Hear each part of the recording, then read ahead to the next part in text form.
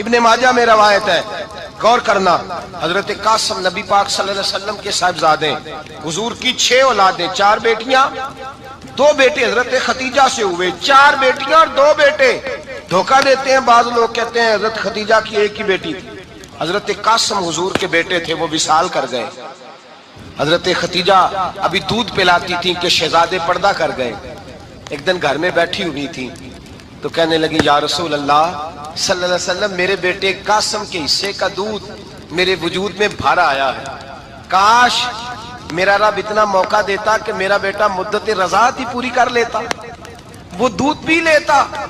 نبی پاک نے فرمایا ختیجہ تو غم نہ کر، اللہ تبارک و تعالیٰ نے تیرے بیٹے کی مدت رضاعت جنت میں پوری کر دی ہے، جنت میں پوری کر دی ہے۔ اور نبی پاک نے اپنا اختیار بیان فرمایا ابن ماجہ میں، رسول پاک نے فرمایا اگر تو کہے تو میں یہاں بیٹھے بیٹھے تجھے تیرے بیٹے کی آواز سناؤں، عرض کروں رب کی بارگاہ میں ابھی تجھے سناؤں تیرے بیٹے کی بات، ابھی وہ جنت میں بولے۔ لطف نہیں آیا آپ کو اس بات کا؟ میں ابھی سناؤں تجھے بات، سیاستہ کی روایت، ابھی سناؤں تیرا بیٹا بولے گا جنت میں، آواز یہاں مکے میں آئے گی، سناؤں۔ بڑے لوگ کرامت دیکھنا چاہتے ہیں، معجزہ دیکھنا چاہتے ہیں، کہتے ہیں میں تو وہ دیکھ کے آؤں گا، کہا سناؤں۔ حضرت ختیجہ کا ایمان دیکھیں، کہنے لگی محبوبہ مجھے سننے کی کیا ضرورت ہے، میں خدا کو بھی مانتی ہوں، محمد مصطفیٰ کو بھی مانتی ہوں، میں بن رسول کریم صلی اللہ علیہ وسلم عرب کی کواری لڑکیوں سے زیادہ حیا والے تھے، کواری لڑکیوں سے زیادہ حضور حیا فرمایا کرتے تھے۔ جب خانہ کعبہ کی مکہ شریف میں تعمیر ہو رہی تھی نا، اہل عرب اس کو تعمیر کر رہے تھے، تو نبی پاک صلی اللہ علیہ وسلم اپنے چچا حضرت عباس کے ساتھ خانہ کعبہ کی تعریف میں مصروف تھے۔ تو عرب کے لوگ چونکہ لمبا کرتا پہنتے تھے پیروں تک، تو نیچے اگر کسی وقت کوئی چیز نہیں بھی ہوتی تھی تو کسی کو وہ نظر نہیں آتی تھی، چونکہ پردہ رہتا تھا، ایک لمبا کرتا پہنا ہوا ہوتا تھا۔ تو جب بچے، سرکار کی عمر مبارک بھی ابھی تھوڑی تھی، تو اس طرح بچے جب نکلتے تو وہ کئی دفعہ اپنی تہمت اتار دیتے نیچے سے، اور کوئی مزدوری کرنے لگتے تو 3-4 طے کر کے نا تہمت کی کندھے پہ رکھ لیتے، جس طرح کبھی دیہاتوں میں لوگ کپڑا سر پہ رکھتے تھے کہ اوپر اگر کوئی وزنی چیز رکھیں گے تو وہ تکلیف نہیں دے گی۔ نبی پاک صلی اللہ علیہ وسلم بھی سب لوگوں کے ساتھ خانہ کعبہ کی تعمیر میں شامل تھے۔ تو حضرت عباس رضی اللہ تعالیٰ عنہ نے کہا حضور سے، ابھی اللہ نے نبوت بھی نہیں فرمایا تھا، بھتیجے آپ بھی تامد اتاریے، یہ صحیح مسلم میں حدیث موجود، اور اس کو کندھے پہ رکھ لیجیے، آپ اینٹیں اٹھا کے لا رہے ہیں تو ذرا آپ کو تکلیف نہیں ہوگی۔ تو سرکار دو عالم صلی اللہ علیہ وسلم سے یہ بات کہی، اور پھر جلدی سے حضور کی تہمت کو نکال کے نا، حالانکہ لمبا کرتا پہنا ہوا ہے، تو وہ جیسے ہی ان کے کندھے پہ رکھا اینٹیں رکھنے کے لیے، تو سرکار تو زمین پہ گر گئے، بے ہوش ہو گئے، آنکھیں آسمان کی طرف، اور پھر حضور پکار رہے ہیں آزاری آزاری آزاری، میرا تامت دے دو، میرا تامت دے دو۔ کبھی کوئی شخص اس وجہ سے بھی بے ہوش ہوا ہے کہ میرے وجود سے کپڑا اتر گیا ہے؟ حالانکہ سرکار پر وہ بے ہوشی بھی نبی پاک کا وہ جو غلبہ ہے نا شرم و حیا کا، اس کی وجہ سے ہوئی، ورنہ تو حضور فرماتے ہیں کہ میری آنکھیں سو جاتی ہیں، دل تو میرا اس عالم میں بھی جاگتا رہتا ہے۔ تو سرکار زمین پہ تشریف لے آئے، آنکھیں میرا تامت دے دو، میرا تامت دے دو، تو جلدی سے انہوں نے تامت دیا، تو حضور نے باندھ لیا، پھر طبیعت مبارک میں تسلی ہوئی۔ یعنی ہم اس رسول کے غلام ہیں کہ جن کے تو وجود سے کپڑا اتر جائے تو حضور برداشت نہیں کرتے، قبول نہیں فرماتے، تکلیف شروع ہو جاتی۔ لیکن یہاں نوجوان ہیں اور بڑا قد کاٹ ہے اور بڑے بڑے سمجھدار لوگ ہیں، گرمی آتی ہیں تو شارٹ کپڑے پہن کے گھومتے ہیں، ان کو خیال نہیں کہ یہ وہ والا لباس ہے جو باہر تو کیا گھر میں اماں کے سامنے نہیں پہننا چاہیے، بہنوں اور بیٹیوں کے سامنے نہیں پہننا چاہیے۔ آپ کی گفتگو میں شرم و حیا ہو، آپ کے لب و لہجے کے اندر حسن ہو۔ آپ کو پتہ ہے نبی پاک صلی اللہ علیہ وسلم نے فرمایا میری امت میں سب سے زیادہ حیا کرنے والے عثمان غنی ہیں، عثمان غنی سب سے زیادہ حیا کرنے والے۔ آپ فرمایا کرتے تھے جب سے حضور کا چہرہ دیکھا ہے میں نے کبھی اپنی شرمگاہ بھی نہیں دیکھی، میں نے آنکھوں کا وضو نہیں توڑا، اور جب سے حضور کے دست مبارک میں میں نے بیعت کے لیے سیدھا ہاتھ بڑھایا تو پھر سیدھا ہاتھ میں نے کبھی گندگی کو نہیں لگایا۔ حیات، آپ باتھ روم کے اندر بھی غسل فرماتے تھے تو کپڑوں سمیت کرتے تھے، किसी ने कहा हजरत जी वाशरूम के अंदर क्यों नहीं कपड़े उतारते? आप फरमाने लगे बाहर बंदों से हया करता हूं, अंदर जाता हूं तो रब से हया नहीं शुरू हो जाती। वो तो देख रहा है ना। तो मैं जो बात आपकी खिदमत में अर्ज करना चाहता हूं उसको आप समझिएगा मेरे अजीज, कि शर्म वाला मिजाज, गुफ्तगू भी शर्म वाली, आंखें भी शर्म वाली, लिबास भी शर्म वाला, दोस्ती यारी भी शर्म वाली, बहुत सारी ऐसी बातें। देखे ना आप जरा, मैंने कहा कि बातों को सुन के गुजर ना जाया करें, उसकी गहराई पर गौर करें। और नबी रहमत अलैहिस्सलाम की पहली बात नहीं बीबियों की आंखों में आंसू पैदा कर दिए। हुजूर फरमाने लगे सुनो, जब कोई औरत बच्चा पैदा कर लेती है तो रब उसे उतना ही दर्जा देता है जितना एक शहीद को दर्जा अता करता है। और फरमाया जब वो औरत, उसका बच्चा आ जाता है, अब वो रात को रोता है, वो उठता है, पखाना और पेशाब करता है, अपने वजूद को आलूदा कर लेता है, तो नबी पाक सल्लल्लाहु अलैहि वसल्लम फरमाने लगे वो औरत ये फिक्र ना करे कि वो देखो मर्द तो आराम से सोया हुआ है और मैं उठ के बच्चे को साफ कर रही हूँ, पखाना पेशाब धो रही हूँ। मेरे महबूब ने हर मकतबा फिक्र को, हुजूर ने जिंदगी के हर शोबे से ताल्लुक रखने वाले आदमी को इज्जत दी।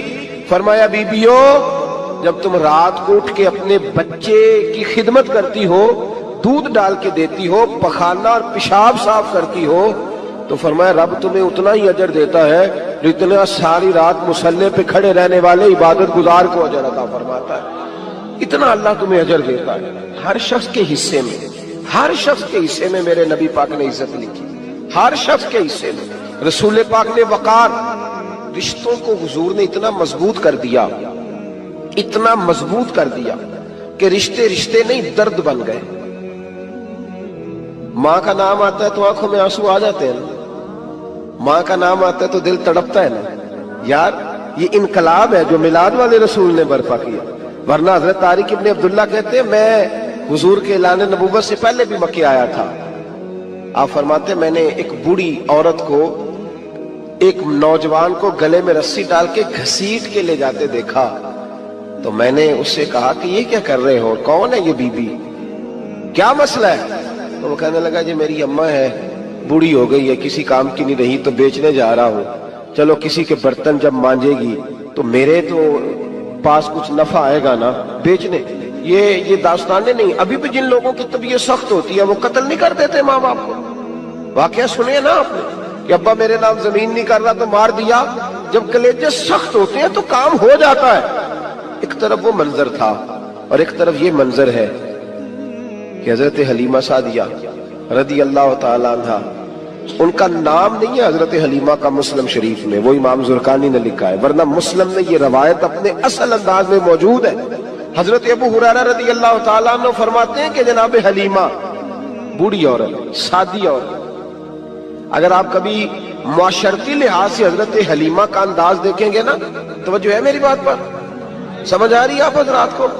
जो हमारा मुआशरती माहौल है ना, मुआशरती माहौल, तो हजरत हलीमा सादिया रदी अल्लाह ताला अन्हा की हैसियत आज के मुआशरे में अगर देखी जाए तो एक आया, बच्चों को पालने वाली आया नहीं होती, वो आया थी। स्कूल में एक आया होती है, जब बच्चा छोटे हमारे प्राइवेट स्कूल्स में बच्चे जाते हैं तो औरत संभालती है, दूध डाल देती है, कई दफा फीडर भी पिला देती है। बच्चा अगर पखाना पेशाब करता है तो खिदमत करती।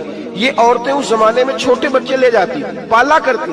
तू बता ना, दाई की, आया की, मैं मिसाल दे रहा हूं। और नर्स की क्या हैसियत है मुआशरे में। और हजरत हलीमा सादिया जब नबी पाक को वापस लेके आई थी तो चलो कुछ नहीं, लेकिन ना कुछ मुआवजा भी उन्हें हजरत अब्दुल मुत्तलिब ने अता किया था। जनाब आमना ने उन्हें कुछ, एक माना यह भी हो सकता था कि पैसे दे के ये काम कराया, माना हो सकता था। आज जो घर में अम्मा बर्तन धोती है उसकी क्या हैसियत होती है? वो तो बेचारी जिन बर्तनों को धो के हमें देती है, बाद में उन्हीं बर्तनों में हम उन्हें खाना खाने की इजाजत नहीं देते। लेकिन मेरे रसूल पाक ने रिश्तों को इज्जत दे दी, इस तरह की इज्जत दी, इस तरह की इज्जत दी कि जनाब हलीमा मस्जिद नबी का दरवाजा गुजरी ही थी कि हजरत अबू हुरैरा फरमाते नबी पाक मिंबर पर उठ के खड़े हो गए। रसूल पाक खड़े हुए, नबी पाक। मैं कभी कभी ये रवायत देखता हूं तो मेरा दिल करता है मैं अपने आप से पूछूं, मेरा दिल करता है मैं अपने यारों दोस्तों खुतबा से, वाइजीन से, पीरों से, मशाइख से पूछूं कि तू भी बता, जब तू शागिर्दों को पढ़ा रहा होता है और तेरे अब्बा जी आते हैं तो तू कभी उठ के खड़ा हुआ है? اپنے جیسے لوگوں سے، اچھے علماء کی بات نہیں کرتا، کبھی سوال کرو. یہ بڑا مشکل کام ہوتا ہے، بڑا مشکل کہ عالم دین تقریر کر رہا، والد آ جائے، بندہ اٹھ کے کھڑا ہو. لیکن رسول پاک نے عزتیں دی، وقار دیا. جناب حلیمہ داخل ہوئی تو حضور منبر پہ کھڑے ہوئے اور اتنی تیزی سے حضور آگے بڑھے، اپنی چادر کو اتارا اور پھر میرے رسول نے زمین پہ بچھایا اور پھر حضرت حلیمہ سعدیہ بیٹھ گئی. اور جناب ابو ہریرہ فرماتے جتنی دیر نبی پاک ان کے سامنے بیٹھے رہے اتحیات کی حالت میں بیٹھے رہے. حضور نے رشتوں کو وہ وقار دیا، وہ حسن دیا کہ رشتے درد بن گئے ہیں. اب ماں کا نام دل میں بعد میں آتا ہے، زبان میں بعد میں آتا ہے، آنسو پہلے آتے ہیں. اب ماں کا رشتہ ایک وقار ہے، ایک حسن. الحاوی للفتاوی میں امام جلال الدین سیوطی رحمت اللہ لکھا ہے، فتح مکہ کے بعد نا کمال ہو گیا. وَرَأَيْتَ النَّاسَ يَدْخُلُونَ فِي دِينِ اللَّهِ أَفْوَاجًا، فوجوں کی فوجیں دین میں آ گئی. ایک زمانہ تنہائیوں کا ہوتا ہے، ایک عروج کا ہوتا ہے. عروج کے زمانے میں بڑے تعلق، بڑے رش، بڑی باتیں. اب حال یہ تھا فتح مکہ کے بعد کہ پہلے تو ایک آدھ آدمی کلمہ پڑھتا تھا، فوجوں کی فوجیں آتی. ایک دن نہ نبی پاک نماز پڑھانے آئے مسجد میں. میرے نبی پاک صلی اللہ علیہ وسلم نے مسجد میں آئے تو مسجد کھچا کھچ بھری ہوئی، گلیاں بھی بھری، 10,000 کے قریب لوگ مدینے میں جمع ہیں حضور کے پیچھے نماز پڑھنے کے لیے. پڑھیے صلی اللہ علیہ وسلم. نبی پاک صلی اللہ علیہ وسلم تشریف لائے نا، جیسے ہی مسجد میں داخل ہوئے تو 10,000 کا مجمع اٹھ کے کھڑا ہو گیا. ہمارے لیے لوگ کھڑے ہوتے ہیں تو ہماری آنکھیں پرنم نہیں ہوتی، بلکہ ہم اپنا حق سمجھتے ہیں. ہم کہتے ہیں ان کا بنتا ہے کھڑے ہونا. حالانکہ بھائی دنیا سب کے لیے کھڑی نہیں ہوتی. جب کوئی کھڑا ہونا تو نظر جھک جانی چاہیے اور تیرے دل میں خیال آنا چاہیے کہ یا اللہ مجھ پہ رحم ہی رکھنا، اے اللہ میری پردہ پوشی کرنا، یا اللہ یہ تیری دی ہوئی عزت ہے، مہربانی کر خفیہ تدبیر سے محفوظ فرما. کہ ہمیں احساس نہیں ہوتا الا ماشاءاللہ. اللہ کے محبوب داخل ہوئے تو 10,000 کا مجمع کھڑا ہو گیا. 10,000 آدمی کھڑا ہو تو ایک کیف بنتا ہے. تو میرے جیسا آدمی تو ویسکوٹ سیدھی کرنے لگ جاتا ہے نا کہ بڑی شان ہے جناب، کالر ٹھیک کر لو، دستار سیدھی کر لو، کیا بات. اتنے لوگ بھی کبھی کسی کے گاڑی کے پیچھے بھاگے. لیکن نبی پاک کا انداز کیا تھا؟ رسول پاک کی آنکھوں میں آنسو آ گئے. 10,000 آدمی کھڑا ہوا، حضور رو پڑے اور اتنا روئے کہ جناب ابو ہریرہ رضی اللہ تعالی عنہ فرماتے ہیں کہ میں نے نبی پاک کے سینے سے آواز نکلتی دیکھی. جب آدمی زیادہ روتا ہے تو سینے سے آواز آتی. حضور روئے کہ سینے سے آواز آئی. آپ فرماتے ہیں پھر حضور نے آنسو پوچھے، پھر نماز مکمل ہوئی. جب لوگ چلے گئے تو حضرت ابو بکر صدیق اٹھ کے قریب گئے، کہا یا رسول اللہ صلی اللہ علیہ وسلم آج کوئی وجہ نہیں تھی رونے کی، آپ آئے ہیں اور رونا شروع کر دیا. تو میرے محبوب فرمانے لگے آج جب میں نے اپنی وہ شانیں دیکھی، وہ مقام دیکھا تو مجھے اپنی اماں کی یاد آ گئی. ماں کی یاد، رشتوں کو وہ عزت دی، وہ وقار دیا، وہ حسن دیا.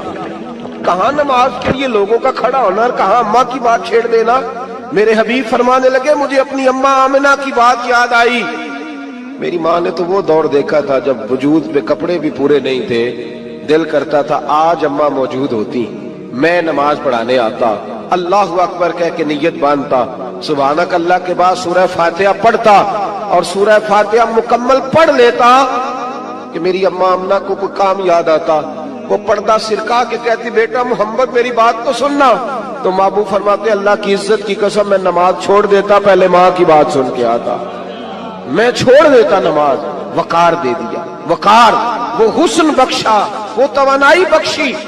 عرب کے اندر سال کے بعد عورتوں کا ایک میلہ لگتا تھا خانہ کعبہ کے پاس. صرف عورتیں اکٹھی ہوتی تھی، میلہ لگا ہوا تھا. ایک تورات جاننے والا یہودی عالم بھی آیا ہوا تھا. وہ بیویوں کے مجمع پہ نظر ڈال کے کہنے لگا بیویوں مرد کا کام تو کوئی نہیں عورتوں کے مجمع میں بات کرنا، لیکن میں تمہیں ایک پیغام دینے لگا ہوں. اللہ کے آخری رسول جو مکے میں پیدا ہونے والے ان کے آنے کا وقت قریب آ گیا ہے. وہ بیوی بڑی خوش نصیب ہوگی جنہیں ان کی رفاقت ملے گی. عورتوں نے جب دیکھا کہ مرد آ گیا عورتوں کے میلے میں تو انہوں نے ڈانٹا جھڑکا، کہا چل اٹھا اپنی کتابیں اور نکل جا. حضرت خدیجہ کہتی ہیں باقیوں نے ڈانٹا پر میں نے بات پلے سے باندھ لی. میں نے پلے سے باندھ لی اور میں انتظار کرنے لگی کہ اللہ کرے وہ نصیب میرے ہی ہو، اللہ کرے مقدر میرا ہی کھلے. آپ فرماتی میں تسبیح پڑھتی، درود پڑھتی، میں اس زمانے میں جو اللہ کا ذکر جس طرح ہوتا تھا وہ میں شروع کرتی، اور جب فارغ ہوتی تو میں التجا کرتی کہ اللہ میرے نصیبے کھول دے۔ کہتی ہیں آہستہ آہستہ آہستہ آہستہ میں حضور کی تعریف سننے لگی، آہستہ آہستہ تعریف سننے لگی۔ نبی پاک صادق ہیں، امین ہیں، سچے ہیں، دیانتدار ہیں، اس برے اور میلے معاشرے میں بھی وہ سب سے اعلیٰ بھی ہیں اور سب سے اجلے بھی ہیں، وہ سب سے پاکیزہ ہیں۔ میں سننے لگی تعارف، آہستہ آہستہ میں ان کی گرویدہ ہونے لگی۔ ادھر نبی پاک صلی اللہ علیہ وسلم اپنے چچا جناب ابو طالب کے پاس رہتے تھے، قحط آ گیا، حالات بگڑ گئے۔ حضور سید عالم صلی اللہ تعالی علیہ وسلم سے چچا کہنے لگے بیٹے اگر مال تجارت لے کے شام جاؤ تو بڑا نفع کماؤ گے، ہمیں ضرورت بھی ہے، اور اگر ہو سکے تو ختیجہ کا مال لے کے جاؤ۔ نبی پاک نے کہا چچا میں نہیں کہوں گا کسی سے جا کے، میں نہیں کہتا کسی سے جا کے، جو میرے نصیب میں ہوگا میرا رب خود عطا فرمائے گا، میں نہیں کہوں گا۔ مصطفیٰ نے تو نہیں کہا۔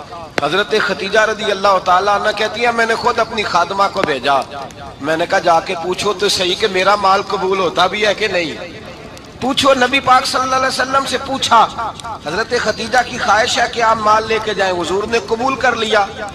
جناب ختیجہ الکبریٰ رضی اللہ تعالیٰ عنہ کے غلام تھے، میسرہ ان کا نام تھا۔ جناب ختیجہ نے ان کو ساتھ بھیجا، فرمایا تین باتیں ارشاد فرمائی۔ ایک تو فرمایا سارا رستہ غور سے دیکھنا میرے نبی کے ساتھ کیا معاملات درپیش ہوتے ہیں، ابھی اعلان نبوت نہیں کیا، فرمایا ذرا غور کرنا، میرے مصطفیٰ کا مطالعہ کرنا اور مجھے واپس آ کے سبق سنانا، وہ جو تم نے چہرہ بددعا کی تلاوت کی ہو ذرا مجھے واپس آ کے سنانا۔ جنہاں نے دل پر جانی ڈٹھا ہو اکھیاں ہی تک لیاں، تو ملے ہوں تے ساجن ملیا ہوں ناساں لگ پئیاں، ذرا جا کے نا تلاوت کرنا اور مجھے دکھ۔ اور دوسرا فرمایا تم میرے غلام ہو تو مصطفیٰ کے بھی غلام بن کے رہنا، میں سنتی ہوں کہ کردار کے، افکار کے، نظریات کے، عظمت کے بلند و بالا، وہ جیسے کہیں ویسے کرنا۔ اور تیسری حضرت ختیجہ نے نصیحت فرمائی، فرمایا محمد ابن عبداللہ صلی اللہ علیہ وسلم کی رائے سے اختلاف نہ کرنا، یہ چلتے ہوئے معاہدہ کیا، جو وہ کہہ دے سو کر جانا۔ غلام کہتے ہیں میں ساتھ گیا، باتیں میں نے سن لی، لیکن جب سفر شروع ہوا نا ابھی چند منزلیں طے ہوئی تھی، میں نے کہا ختیجہ آپ نے کیا نصیحت کرنی تھی، ان کے ساتھ جو رہے گا وہ ان کا غلام ہی بن جائے گا، ان کے ساتھ جو رہے گا تو اجے میرا محبوب نہیں ڈٹھا جن ویکھ کے چن شرماوے، جے رکھے ہاتھ پھلاں وچ ہاتھ نال پھلاں رل جاوے، ادھی راتی چن چڑھ جاندے جدوں جلوہ فرماوے۔ مایا جو بھی ساتھ رہتا غلام ہو جاتا۔ میسرہ کہتے میں گیا، تجارت شروع ہوئی، کہتے ہیں نبی پاک صلی اللہ علیہ وسلم جب منڈی میں پہنچے تو لوگ قسمیں اٹھا اٹھا کے مال بیچ رہے تھے۔ اللہ کے محبوب جب گئے نا تجارت کرنے تو ایک آدمی کہنے لگا چلو معاذ اللہ بتوں کے نام تھے لات و منات، کہنے لگا لات کی، عزا کی، منات کی قسم اٹھاؤ، تو نبی پاک فرمانے لگے ان کی قسم اٹھاؤں جن کا میں نام لینا بھی پسند نہیں کرتا۔ ابھی اعلان نبوت نہیں کیا، اور فرمایا ویسے بھی میں قسم دے کے مال نہیں بیچتا، خریدنا ہے تو خریدو، نہیں خریدنا تو نہ خریدو۔ کہتے ہیں لوگ قسمیں اٹھا اٹھا کے پیچھے جاتے تھے، پر میرے نبی جس سے رخ پھیرتے تھے وہ نبی پاک کے پیچھے ہو جاتا تھا۔ ماتے کئی گنا زیادہ نفع کمایا۔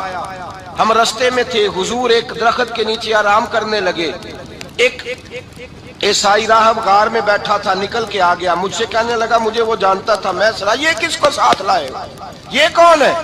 میں نے کہا اہل قریش کے ایک معزز آدمی ہے۔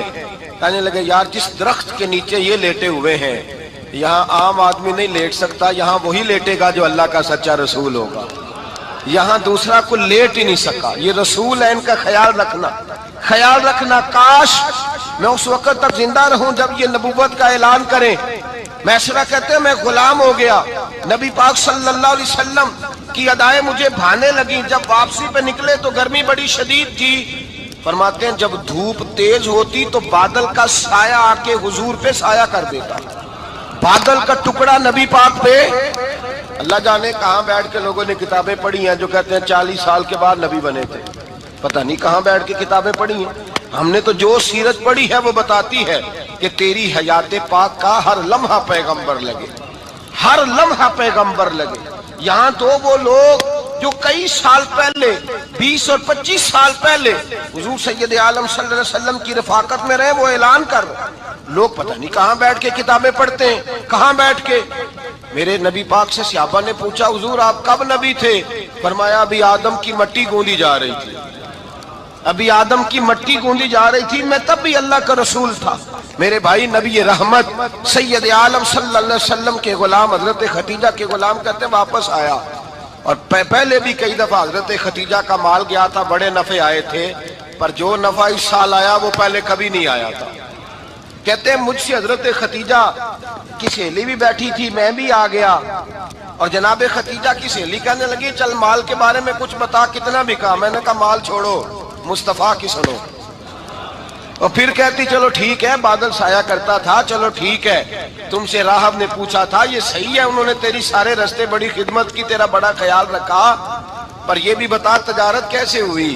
تو میں سرا کہنے لگا زندگی میں نے بھی ساری گزار دی ہے، پر اس رسول کے ساتھ 4 دن ہی گزارے ہیں، حد ہو گئی مجھ سے، اور کچھ نہ پوچھو، اور کچھ نہ پوچھو، آ میرے دل آمنہ کے لال کی باتیں کرے، اور کچھ نہ پوچھو، بس ذکر ان کا چھیڑیے ہر بات پر، اور چھیڑنا شیطان کا عادت کیجئے، بس مجھے حضور کے تذکرے بیان کرنے ہیں، ذکر مصطفیٰ کرنا ہے۔ حضرت خدیجہ الکبریٰ بڑی متاثر ہوئی، کہتی ہیں مجھے درجنوں لوگوں نے پیغام نکاح دیا تھا، پر میں نے سنی نہیں تھی، میں نے نفیسہ کے ہاتھ پیغام بھیجا، میں نے کہا میری عمر 40 سال ہے، ان کی 25 سال ہے، اور میرا احوال اور طرح کا ہے، وہ شہنشاہ ہے، جا کے پوچھو تو صحیح، بھلا میں قبول ہوتی ہوں؟ پوچھو۔ نفیسہ کہتی ہیں میں آئی تو وہ خاتون جن کے لیے لوگ بڑے بڑے قریش پیغام دیتے تھے، پیغام لے کے آئی، تو رسول پاک نے عجیب رنگ بیان کیا اپنی سیرت کا۔ جب میں پہنچی میں نے کہا خدیجہ نکاح کرنا چاہتی ہیں؟ نفیسہ کہتی ہے میرا خیال تھا کہ کوئی اور ہوتا تو کرسی سے اٹھ کھڑا ہوگا، فوراً کہے گا اچھا جلدی کرو بات کرو۔ جب میں نے آ کے کہا نا حضور خدیجہ نکاح کرنا چاہتی ہے، تو نبی پاک نے میری طرف دیکھا، فرمایا وہ کہتی ہیں کہ تم کہتی ہو؟ کہا وہ کہتی ہیں، تو حضور نے فرمایا ٹھہر جاؤ، میں اپنے چچا سے پوچھ کے بتاؤں گا، میں مشورہ کروں گا، میں پوچھ کے بتاؤں گا۔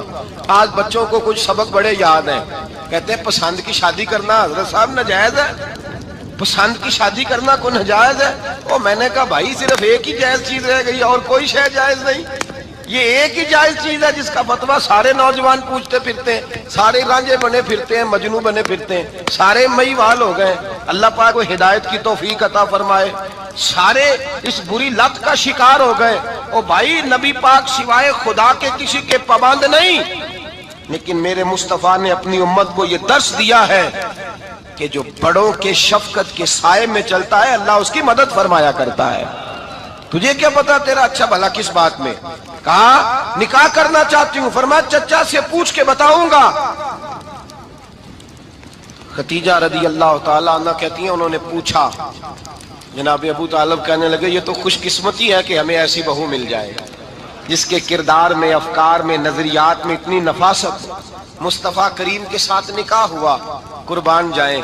حضرت خدیجہ الکبریٰ کی شادی ہوئی تو بھائی بڑا مشکل ہوتا ہے، بڑا مشکل ہوتا ہے اپنے آپ کو ڈھالنا، لیکن جناب خدیجہ کی زندگی اٹھا کے دیکھو، میں یہ نہیں کہہ سکتا وہ کروڑ پتی تھی، ارب خرب کی میں بات ہی نہیں کر سکتا، اور 20 نوکرانیاں تھیں ان کے پاس، درجنوں ان کے پاس غلام تھے، لیکن جب رسول اللہ کے دروازہ نور پہ آئی ہیں، انہوں نے میرے نبی کے گھر میں جھاڑو بھی دیا ہے، انہوں نے حضور کے کپڑے بھی دھوئے ہیں، انہوں نے رسول اللہ کے لیے اپنے ہاتھوں سے کھانا بنایا، انہوں نے دیکھا کہ نبی پاک صلی اللہ علیہ وسلم کو دولتوں سے، تجارتوں سے، سرمایہ سے پیار نہیں، جتنی دولت تھی شام کو لا کے قدموں میں رکھ دی، کہا محبوبہ جب میں تیری ہوں تو میری ہر شے ہی آپ کی ہے۔ چند دنوں میں حضور نے ساری چیزیں دے دی اللہ کے رستے میں، ہر چیز نبی پاک نے دے دی۔ حضرت خدیجہ الکبریٰ کا حال یہ تھا کہ ایک جوڑا رہ گیا، کئی جگہ سے پیوند لگے ہوئے، میں گڈی ہاتھ ڈور سجن دے او جنج رکھے اونج رہنا واجب نہیں جے وچ شریعت مندہ قسم نو کہنا، بس ٹھیک ہے جس حال میں محبوب راضی ہیں، کہا ہر چیز قدموں میں رکھ دی، اور حضور کے ہر رشتے کا خیال کیا، نبی پاک کی ہر خواہش کا۔ عورتیں بالخصوص میری بات پہ توجہ کریں جو عرض کرنے لگا ہوں، آگ لگی ہوئی ہے گھروں میں، فساد ہے، لڑائی ہے، جھگڑا ہے، دنگا ہے، یہ تیرا رشتہ دار وہ میرا رشتہ دار، جب تیرے آتے ہیں تو روٹیاں جلدی پکتی ہیں، جب میرے آتے ہیں تو بیماریاں بڑی ہوتی ہیں، تیرے میرے کا جھگڑا۔ آؤ میرے مصطفیٰ کریم سید عالم کا بھی حال دیکھو، حضرت حلیمہ سعدیہ ملنے آئی، شادی کو کچھ دن گزرے تو حلیمہ سعدیہ ملنے آئی۔ حضرت حلیمہ سعدیہ سگی اماں نہیں، رضائی اماں ہے، یہاں تو سگی اماں برداشت نہیں ہوتی، سگی اماں، اور وہ بہو سوچتی نہیں بات کرتے ہوئے، سوچتی نہیں، وہ سوچتی نہیں کہ کس کے بارے میں بات کر رہی ہے، اسے پتہ ہی نہیں کہ تجھے تو پلا پلایا یہ ملا ہے نا، کبھی اس کی اماں سے پوچھ اس نے کتنی تکلیفیں برداشت کی، اس سے پوچھ کس دقت میں کس آزمائش میں اس بچے کو پروان چڑھایا ہے۔ تو آج مالک بنی ہے تو تو رنگ ہی بدل گئی ہے، اور بچہ بھی بیوی کے ساتھ مل کر کے اماں کی غیبت کرتا ہے، سوچتا ہی نہیں کہ بات کس کی ہو رہی ہے، اسے خیال ہی نہیں آتا۔ حضرت حلیمہ سعدیہ رضائی ماں ہے، جب تشریف لائیں تو مصطفیٰ کریم نے فرمایا ختیجہ یہ میری اماں ہے۔ جناب حلیمہ سعدیہ کہتی ہیں میں گھر میں رہی، میری خدمت کی، مجھے کھانا پکا کے دیا، بستر بچھا کے دیا، کپڑے لے کے دیے، اور جب میں جانے لگی تو کہنے لگی آپ میرے مصطفیٰ کی اماں ہیں، پہلی دفعہ آئی ہیں، تھوڑا سا تحفہ نہ دے دوں؟ میں نے کہا جیسے مرضی۔ حضرت حلیمہ کہنے لگی تو جناب حلیمہ سعدیہ کو 40 بکریاں اور 1 اونٹ تحفے میں عطا فرمایا۔ اور یہ جو بی بی آ کے مالی بنی ہے نا آج، جس درخت کی چھاؤں میں تو بیٹھی ہوئی ہے نا، اگر تو سمجھے تو اصل احسان اس ماں کا ہے جس نے یہ پروان چڑھا کے تجھے دیا ہے، اصل نیکی اس اماں کی ہے جس نے تیرے سر پہ یہ سرتاج رکھا ہے، اور تو اس ماں کو ہی بھول گئی ہے۔ اور شکوہ بہو سے نہیں، شکوہ اس بیٹے سے ہے، بیٹے سے ہے جو علیحدہ بھی ہونے لگا تھا تو اماں سے علیحدہ ہو گیا ہے، جس نے سوچا ہی نہیں کہ ماں کے ہاتھ اٹھ جائیں تو عرش کا مالک کہتا ہے فرشتوں سے کہ پیچھے ہٹ جاؤ، ماں اور باپ اولاد کے لیے جو مانگے گے میں فوراً عطا کروں گا، تجھے پتہ ہی نہیں۔ اور ادھر رسول پاک کا کیا حال ہے، کہتے ہیں وہ تیرے رشتہ دار ہیں، تیرے بہن بھائی ہیں، تو جا میں تجھے دروازے پہ چھوڑ آؤں گا، تو مل ان سے، میں نہیں ملتا، میں صاحب ہوتا ہوں، میرا ان سے کیا لینا دینا۔ حضرت ختیجہ کے بھائی نہیں تھے، نبی پاک صلی اللہ علیہ وسلم کے سسر حیات نہیں تھے، 2 بیٹے تھے حضرت ختیجہ کے، اور وہ دونوں بیٹے پچھلے خامن سے تھے۔ ذرا عقل کی کسوٹی پر تولیے گا کہ کسی بی بی کے بیٹے ہوں اور پچھلے خامن سے ہوں، اس آدمی کا رویہ کس طرح کا ہوتا ہے، لیکن میرے رسول پاک کا رویہ اس طرح کا تھا۔ میں آپ کو سیرت کی کتابوں سے امام حلبی نے، کستلانی نے، صاحب فتح الباری نے لکھا ہے، رسول کائنات سید عالم صلی اللہ علیہ وسلم سوئے ہوتے تھے، اور جاگو اور سنو، اللہ کرے حضرت ختیجہ کا میرے نبی سے رشتہ اور میرے نبی کا حضرت ختیجہ کا رشتہ ہماری سمجھ میں آ گیا تو سمجھ لو ہمارے گھر جنت بن جائیں گے، روشنی پھیل جائے گی، سمجھو اور سیکھو۔ حضرت عائشہ صدیقہ فرماتی ہیں نبی پاک سو جاتے تھے نا دوپہر کو تو کہتی تھی مولا علی سے لے کر ابو بکر صدیق تک کسی کی طاقت نہیں ہوتی تھی حضور کو آ کے بیدار کرے، سوء ادب سمجھا جاتا تھا۔ اور میں ایک جملہ آگے بڑھا کے کہوں گا، میں کہوں گا اماں جی آپ تو مولا علی سے لے کر ابو بکر صدیق تک فرماتی ہیں نا، ہمارا تو عقیدہ یہ ہے کہ مصطفیٰ سو جائے تو جبریل بھی نہیں جگا سکتے، وہ بھی نہیں آ سکتے، وہ بھی ہاتھ باندھے کھڑے ہیں کہ مولا کیسے جگاؤں، حضرت جبریل بھی نہیں جگا سکتے۔ لیکن حضرت عائشہ صدیقہ فرماتی ہیں میں تھی مدینے میں حضرت ختیجہ کے وصال، میں مدینے میں حضور کے گھر میں تھی، نبی پاک میرے گھر میں موجود تھے اور سید عالم سوئے ہوئے تھے۔ حضرت ختیجہ کے پچھلے خامند کے بیٹے جناب حالہ آ گئے اور وہ مسجد میں آ کے بولے، مسجد میں توجہ کرنا، مسجد میں بولے، انہوں نے مسجد میں آ کے پوچھا کہ نبی پاک کہاں ہے، مسجد میں۔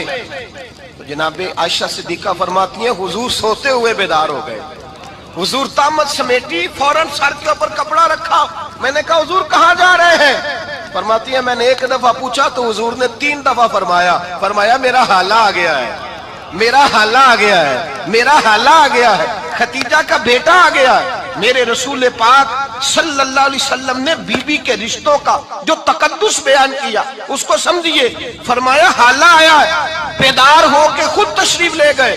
اور یہ تو حالہ تھے نا، بڑے بیٹے حضرت ختیجہ کے سب سے، ان کا نام ہند تھا، اور حضرت ہند سے کوئی بندہ تعارف پوچھتا نا نبی پاک کا جو حلیہ ملتا ہے نا کتابوں میں، سیرت کی کتابوں میں، حضور کا مکھڑا کیسا تھا، مکھ چند بدر شاشانی ہے، متھے چمک دی لاٹ نورانی ہے، کالی زلف تیاک مستانی ہے، مخمور اکھی ہیں مد بریاں.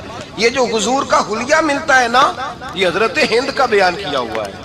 وہ بیان کیا کرتے تھے کہ نبی پاک کی آنکھیں کیسی تھی، حضور کے جلوے کیسے تھے. وہ بیان حضرت خدیجہ کے بیٹے ہیں. کوئی ان سے پوچھتا کہ بڑے راضی رہتے ہو، ہند بڑے راضی رہتے ہو، تو حضرت ہند کیسے راضی کیسے نہ رہوں، راضی کیسے نہ رہوں.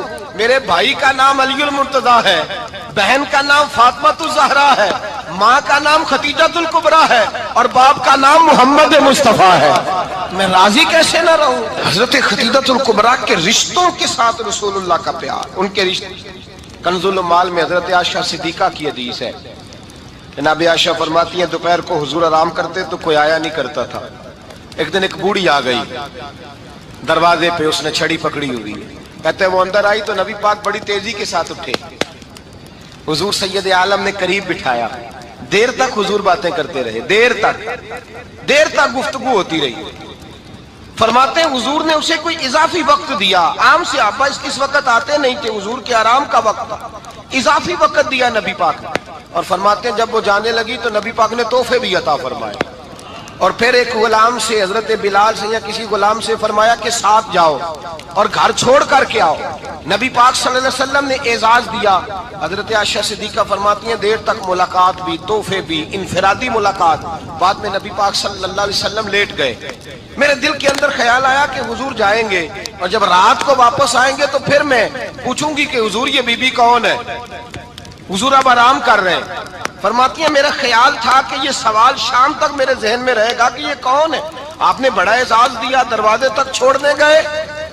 حضرت عائشہ صدیقہ فرماتی ہیں میں سوچ رہی تھی آرام کر رہے ہیں، اور میں نے جیسے ہی نگاہ ڈالی تو حضور تو گہری سوچ میں گم ہے، نبی پاک سوچوں میں گم ہے اور آنکھیں کھلی ہوئی. فرماتی ہے میں قریب جا کے بیٹھی، قدموں پہ ہاتھ رکھا. میں نے کہا محبوبہ یہ بی بی کون تھی؟ اتنی دیر آپ نے ملاقات کی اور وہ چلی گئی ہے تو ابھی خیالات ہیں، تصورات ہیں.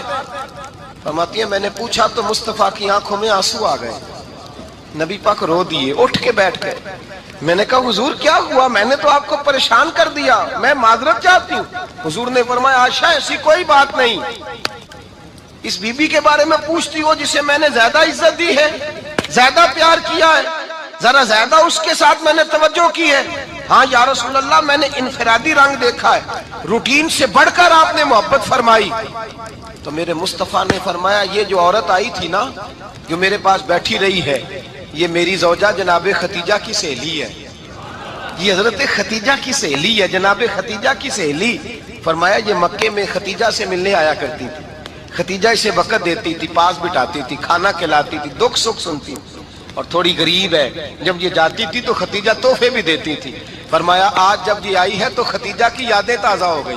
دیر تک میں نے اس سے بات کی ہے، گفتگو کی، جاتے دفعہ تحفہ دیا ہے. اس لیے کہ حسن العہد من الایمان، اچھے طریقے سے وعدہ نبھانا یہ بھی ایمان کا حصہ ہے. اچھے طریقے سے عہد نبھانا، تعلقات نبھانا یہ بھی ایمان کا حصہ ہے. حضرت خدیجہ کی سہیلیوں سے رسول اللہ صلی اللہ علیہ وسلم کا رشتہ. پہلی وحی نازل ہوئی نبی پاک پر. اب حضور جب ابتدائے وحی کے ایام آئے تو حضرت خدیجہ فرماتی ہیں رسول پاک غار حرا میں چلے جاتے، کئی دن وہاں رہتے. پہلی وحی آئی تو قرآن مجید کی تاثیر یہ ہے کہ لو انزلنا ھذا القرآن علی جبل لرأیتہ خاشعا متصدعا من خشیۃ اللہ. فرمایا اگر میں پہاڑوں پہ نازل کروں قرآن کو تو وہ بھی میرے خوف سے ریزہ ریزہ ہو جائے. اتنی تاثیر ہے. جب حضور کے قلب اطہر پر آیا تو نبی پاک کانپتے ہوئے گھر آئے. زملونی زملونی، مجھے چادر اڑاؤ چادر اڑاؤ. حضرت خدیجہ نے چادر دی، بیٹھ گئے. کہا خدیجہ آج کوئی آنے والا آیا ہے. اقرأ بسم ربک الذی خلق، یہ آیات اس نے مجھے دی ہیں اور میں بڑے خوف کے عالم میں ہوں.